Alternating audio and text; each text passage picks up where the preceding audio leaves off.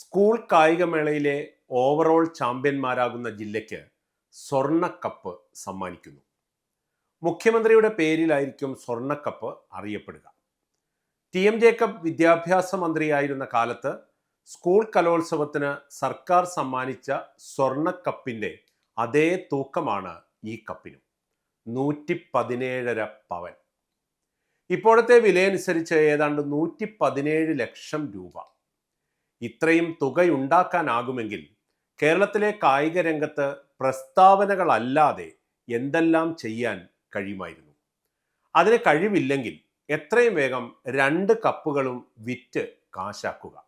എന്നിട്ട് ഒരു സ്ഥിരം നിക്ഷേപം തുടങ്ങി അതിൻ്റെ പലിശ എടുത്ത് ഓരോ വർഷവും കലാകായിക ലോകത്ത് തിളങ്ങുന്ന നിർധനരായ കുട്ടികളെ സഹായിക്കുക.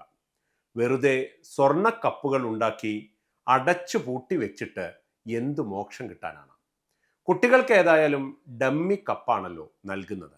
എന്തായാലും ഉണ്ടാക്കിയ സ്ഥിതിക്ക് ഇത്തവണ കേരളത്തിൽ PM ശ്രീ വിദ്യാഭ്യാസ പദ്ധതി നടപ്പാക്കാൻ തീരുമാനിച്ച ബഹുമാനപ്പെട്ട മന്ത്രി വി ശിവൻകുട്ടിക്കുള്ള CM ശ്രീ കപ്പായി ഇത് നൽകുന്നതിൽ തെറ്റില്ല.